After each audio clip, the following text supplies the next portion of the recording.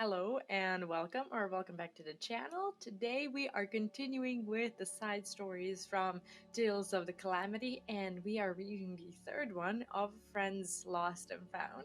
If you happen to be new to the channel, I'll make sure to sub so you know where to come back, and you can find the previous, or if you're watching this in distant future, the next side stories read and reacted to here on the channel. So yeah, without further ado, let's go read this one. Tales from the Calamity of Friends Lost and Found. The battle was over, but none could say that peace had returned to Cartino.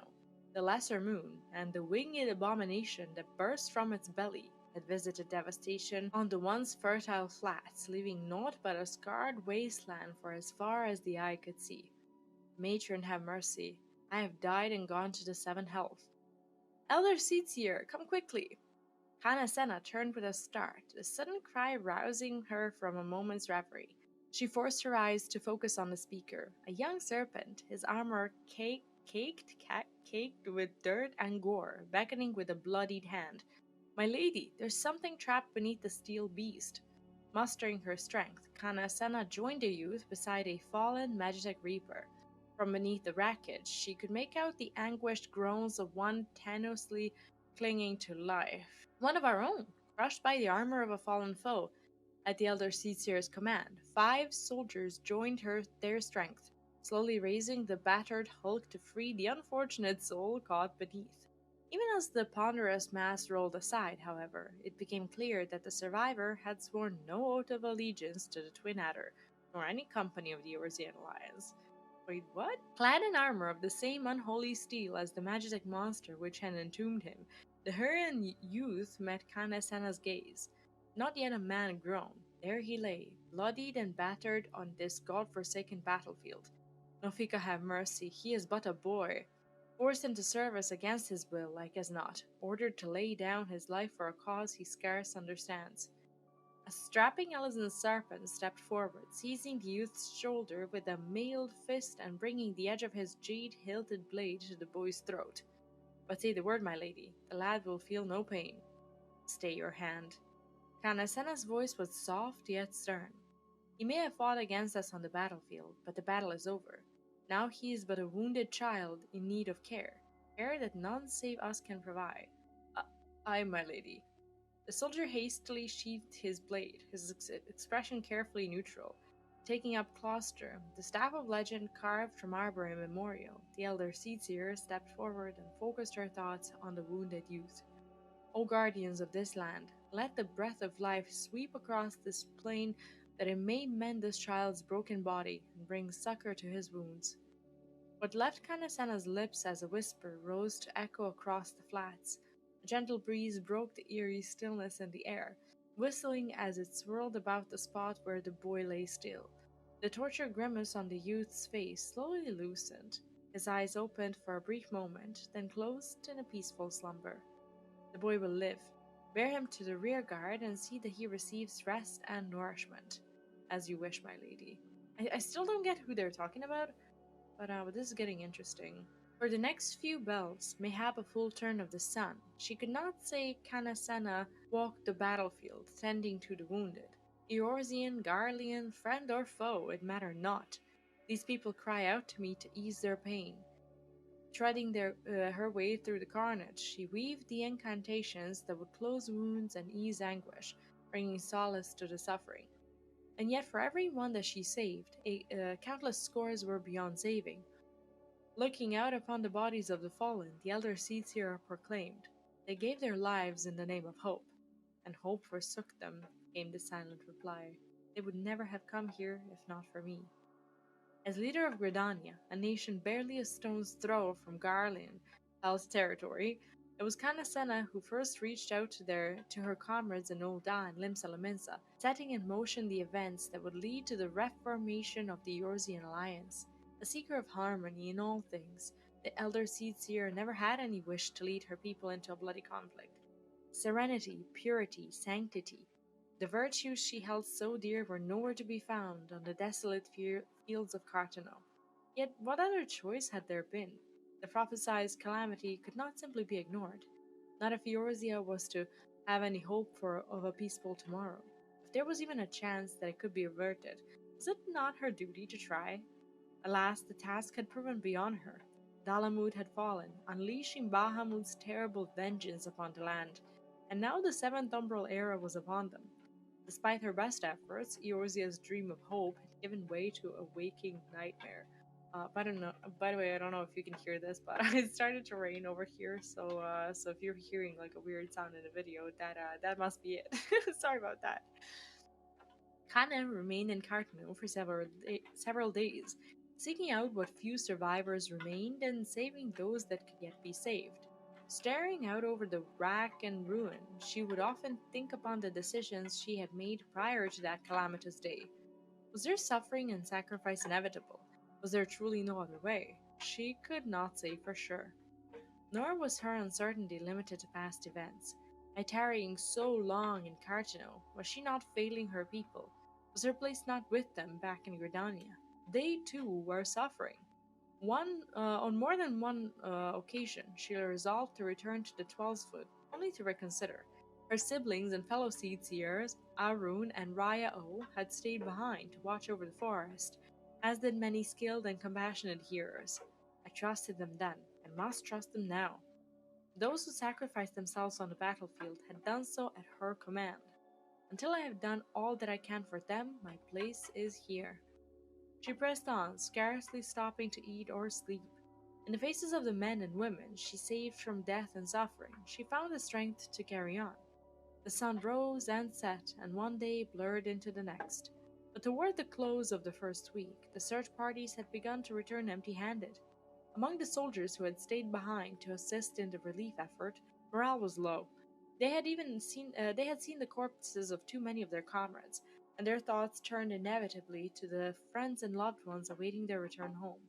I've asked enough of them. It is time. Summoning her most senior officers to her tent, Kana gave the long awaited order. Begin preparations for withdrawal. We are going home. After her med had dispersed, the elder seaseers stepped out to the ravaged plain one last time. My work here is not yet done. It had always been there, in the corner of her mind, but she had been too absorbed in the healing of the wounded to act upon it until now. Tracing the tatters of her memory and the etheric currents in the air, Kan-E-Senna scoured the battlefield. Minutes became hours, her search yielding naught but devastation. I know it is here. Wait, what was she looking for? Archon Louisois, show me the way. The words were still on her lips when she saw it. There, nestled in the lee of a blackened crag, rested in the shattered remains of a staff. Tupsimati. Kana recognized the great staff. Oh, his staff! Oh my god, that's how his staff made a bag.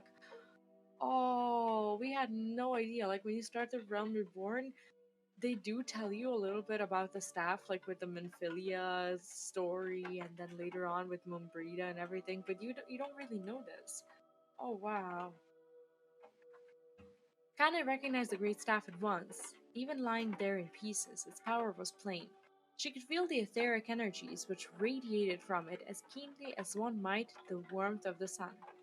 Quite how she had known the staff survived the Elder Primal's fury, she could not say. Standing there, it almost seemed as if the Archon's benevolent hand had guided her.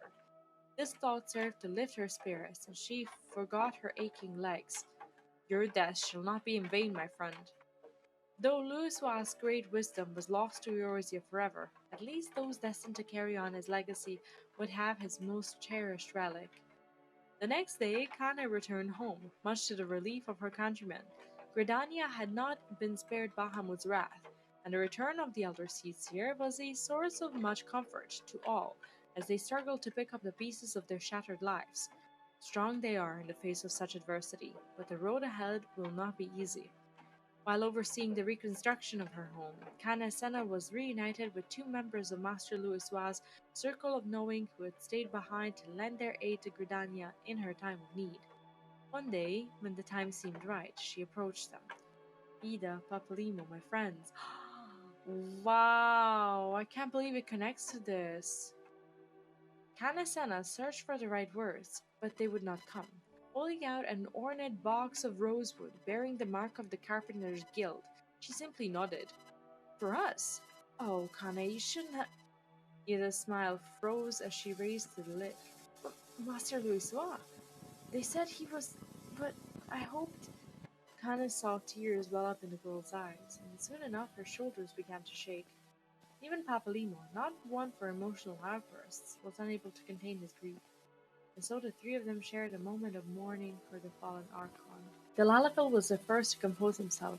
Clearing his throat, he proceeded to expound upon the relic and its origins, as much Kana suspected to distract as to enlighten. Tupsimati, he explained, was fashioned from stone engraved with ancient incantations and a treasured horn of bone passed down from antiquity. As his late master had told it, the staff was the beacon that would summon the 12 down from the heavens and bring about Yorzia's deliverance. I wonder if we get any expanded lore on it now that we're doing the Aglaia raids. Because of like the connection to the 12. You have done us a great kindness, Elder Seatsier, Papalimo continued. Though none save Master Louisoix possesses the power to wield Tupsimati, I shudder to think what might have resulted had it fallen into the wrong hands. You may rest assured that we will keep it safe. I I don't have the words to thank you, Vida added. If only Master Louisoix were here, he always knew what to say. Perhaps sensing further tears were imminent, Papalimo quickly pressed on. My lady, now that you're safely returned to your people, it's time we took our leave. Would that we could remain here longer to assist in rebuilding, but other matters demand our attention. The scholarly Lalafell then proceeded to explain that the Path of the Twelve and the Circle of Knowing were to be united as a single entity, an organization which would strive to realize the dream for peace in Eorzea. The realm had lost its greatest companion, and the threat posed by the Primals, the Garlean Empire, and who knew what else still loomed large upon the horizon. And yet, Kana thought, as she looked into the eyes of the two Charlians, with brave souls like these to defend her, there is hope for Eorzea still. Whatever evils we may face in the days and years to come, know that Gridania will always stand with you. 5 years after that fateful day, the wounds left by the Calamity had begun to heal in the Twelveswood and the realm at large. In those rare moments when she was granted a respite from her duties, Kan-E-Senna would often reflect upon the path she had taken. Do you watch us from above, Louisoix? Has Gridania, have I done your legacy proud? Elder Seatsier, the council requires your presence. Kana turned about with a start. Before her stood a young Hurrian in leather armor of the purest white, one of the keepers of the entwined serpent, the elder Seatsier's personal honor guard, established in the wake of the calamity. Oh gosh, is this the boy that she saved? Because it does say a young Hurrian. My thanks. Pray inform them that I shall join them anon. The young soldier nodded deferentially.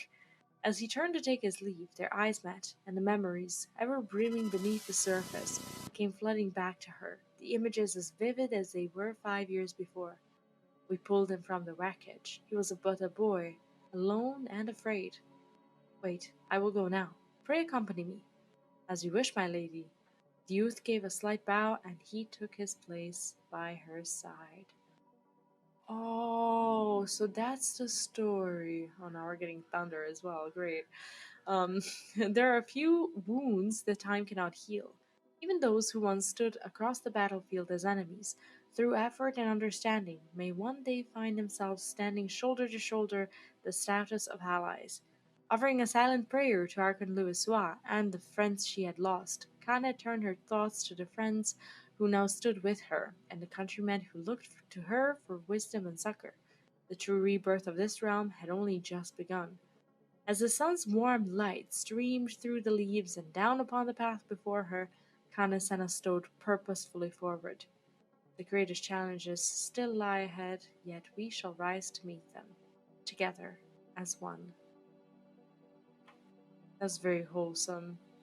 I did expect her story to have a little bit of more of this I want to say like peaceful energy, because that's kind of what she is, what she's about, and like the whole Gridania. It's not as I don't know, like what I want to say is that I can really feel the difference in writing when it comes to, like, I don't know, talking about like this or that, depending on which city states we are coming from or coming to, and how the stories differ amongst themselves. Anyways, this is going to be it for this story. Thank you for listening. I hope you enjoyed, and yeah, let me know your comments, theories, and all the tidbits in the comments. And I will see you in my next one. Take care, have fun, and bye bye.